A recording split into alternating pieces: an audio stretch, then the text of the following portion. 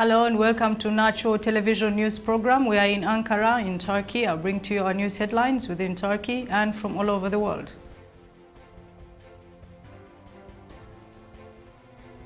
We start our news from Tunisia. Tunisia's Ennahda movement leader Rachid Ghannouchi submitted his candidacy for parliamentary elections on Monday. The parliament election in Tunisia is scheduled for October 6th.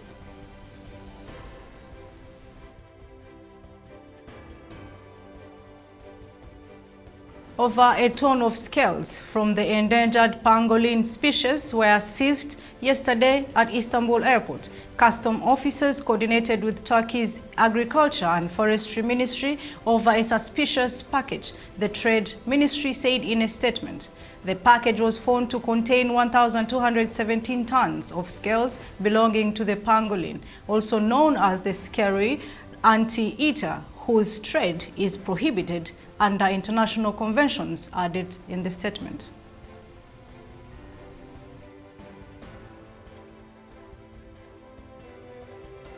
Ethiopians from all walks of life took to open spaces nationwide on Monday to take part in a massive campaign that set out to plant 200 million seedlings in a span of 12 hours. The initiative was introduced by Prime Minister Abiy Ahmed to plant 4 billion tree seedlings in the rainy seasons of June, July and August. Studies show Ethiopia's forest cover at onset of the 19th century counted for 420,000 square kilometers, 35% of the country's land area, which has now dropped to under 10%.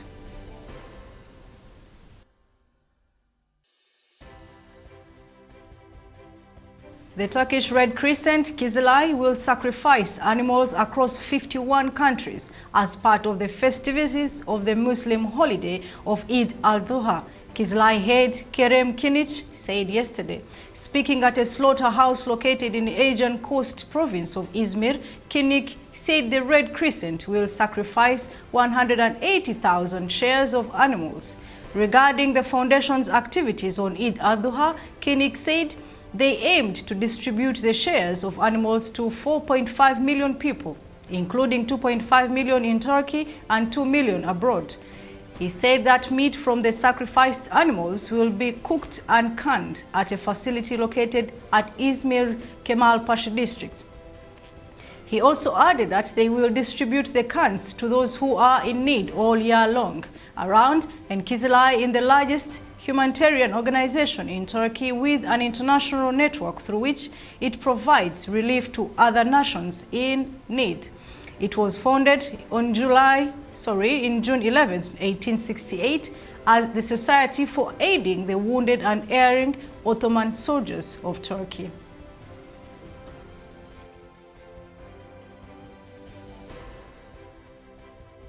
The body of a 3-year-old boy was found on Monday in Turkey's flood-struck Black Sea, the Black Sea province of Düzce, according to officials. Identified as 3-year-old Kan Tonger, the boy's body was found 1.5 kilometers away from the northwestern village of Ulu in the Akçakoca district, officials said. 7 people were reported missing after the village was hit by flash floods on July 17th to 18th. The heavy rainfall triggered landslides and blocked roads to villages.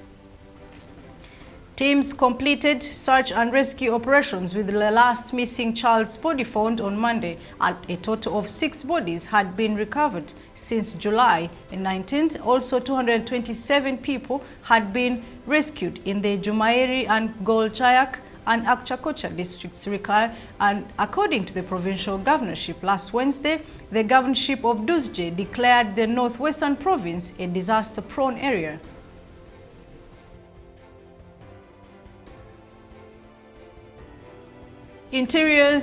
Turkey's Interior Minister reiterated on Sunday that Turkey's new action plans for migration-related issues aims only at prevention of illegal migration. Süleyman Soylu said deportation is out of question for Syrian people who are under temporary protection or have residence permit and for foreigners who are granted international protection status. Mr. Suleiman stressed that 268,000 irregular migrants had been captured in Turkey in 2018.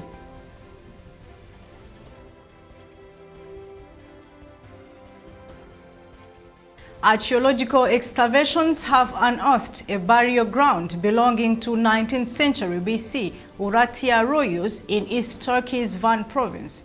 The burial ground was discovered in the 2,750-year-old Necropolis area, which was unearthed 2 years ago. During the excavation, Çavuştepe's castle, a fortified site in the Gülpinar district. A team of 22 excavators, including anthropologists, archaeologists, art historians, and restoration work officials, discovered the burial ground. Experts believe that the discovery will help to study ancient civilization in a more scientific way.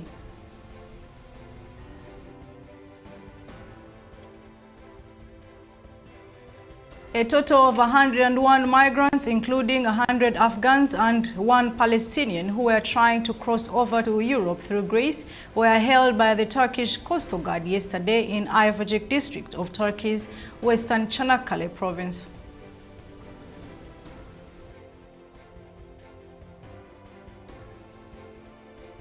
The Turkish Foreign Minister Mevlut Çavuşoğlu and his Russian counterpart Sergei Lavrov held a meeting on the sidelines of the 52nd Asian Foreign Ministers meeting in Bangkok, Thailand yesterday.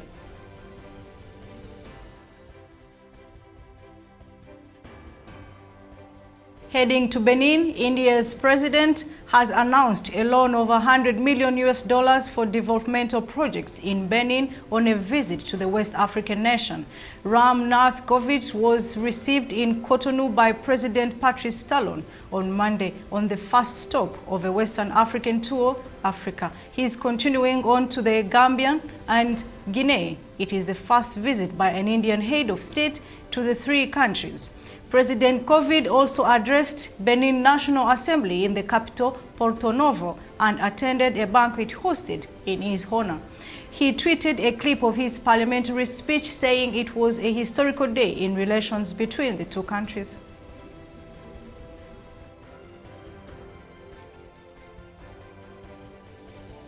Three pupils have died of suspected food poisoning at a school in South Africa's eastern province of Mpumalanga, officials said. According to South Africa's Sowetan newspaper, after students at Nelson Ngobeni Primary School complained about stomach pains on Monday afternoon and started to vomit, they were taken to hospital.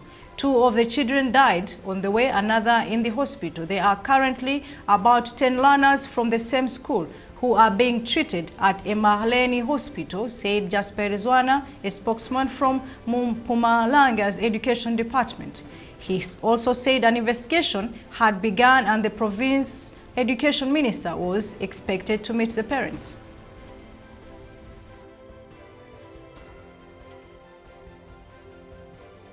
Perplexed Twitter users in Kenya have been sharing videos of a man dressed as Jesus Christ emerging from the sunroof of a car. We are not quite sure what's going on either, but several people are suggesting he was invited to officiate at a church service at the weekend.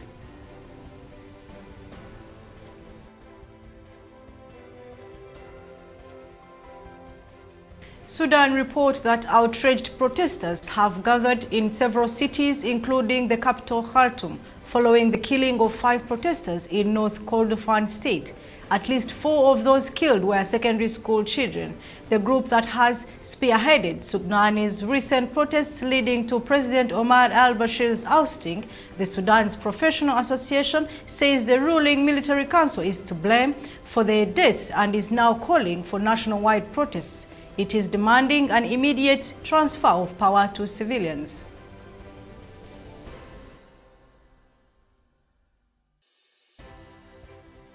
Some of Africa's biggest music stars look set for success on a global scale, having been handpicked by US singer Beyoncé to appear on her Lion King-inspired album.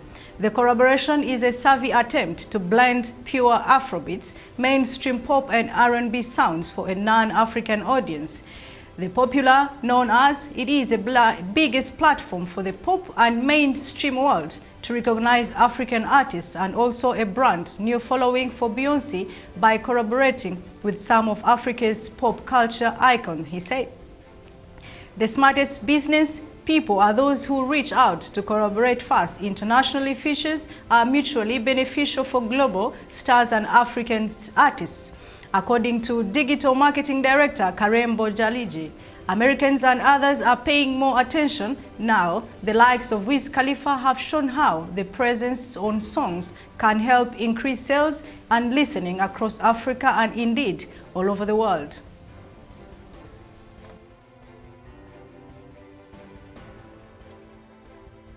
An overnight curfew has been announced in 4 towns of Sudan's and North Kordofan state after 5 people were shot dead during a protest. At least 3 of the victims are reported to be high school students who were demonstrating on the streets of the state capital, El Obeid.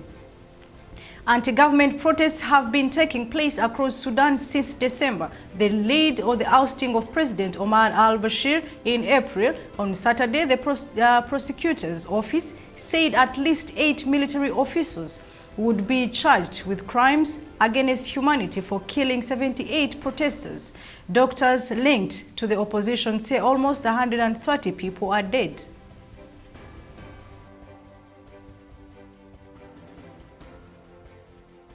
The body of a man has been found at a house owned by Arsenal midfielder Mohamed Elneny in Egypt. Elneny's father, Nasser, discovered the body when he stopped at the village and the villa of the city of Maharen al-Kubra, which is about 100 kilometers north of Cairo. The incident was reported to police, who say the dead man had been attempting to steal electrical cables. It is believed he was electrocuted during the theft. The house was a new property that has been recently handed over by the Elneny family to charity to be used as an office. Elneny, who has returned to Arsenal after being on international duty with Egypt during the Africa Cup of Nations, was informed about the incident over the phone.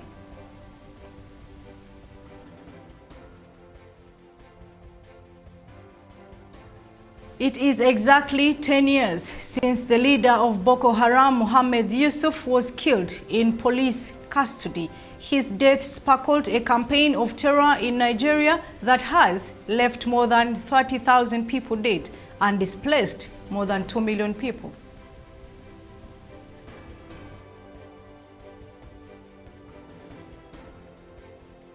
At least 57 people have been killed in a prison riot in Brazil, which saw rival gangs battle for 5 hours, officials say.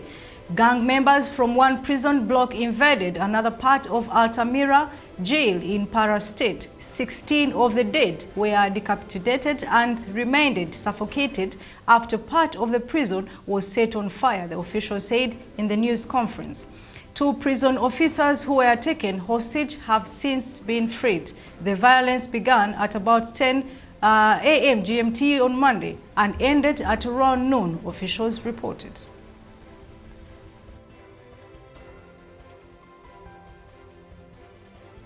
The personal details of about 106 million individuals across the US and Canada were stolen in a hack targeting financial services from Capital One.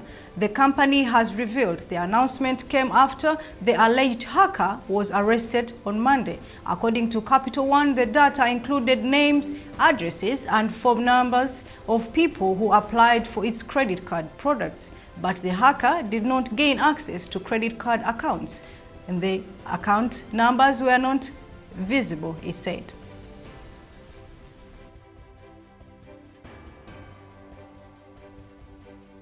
At least 18 people were killed and several injured when a small military plane crashed into a residential area near the Pakistan city of Rawalpindi. 5 crew members and 13 civilians were among the dead, rescuers services said. The aircraft was on a training light flight when it crashed and set off a fire across several homes. One witness said the plane was ablaze before the crash. The King Air 350 reportedly took a steep turn near its destination airport from and coming down.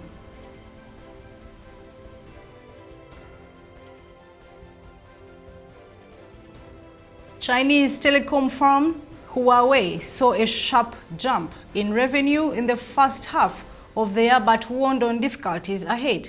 The US blacklisted the firm in May, restricting its ability to trade with the US companies. Company revenue jumped 23% in the first half of the year versus a year ago, while smartphone shipments surged 24%. Huawei has been under global scrutiny for allegedly posing as a security risk, a claim it rejects. Several countries have raised concerns that Huawei equipment could be used by China for surveillance, although the company has said denied all allegations.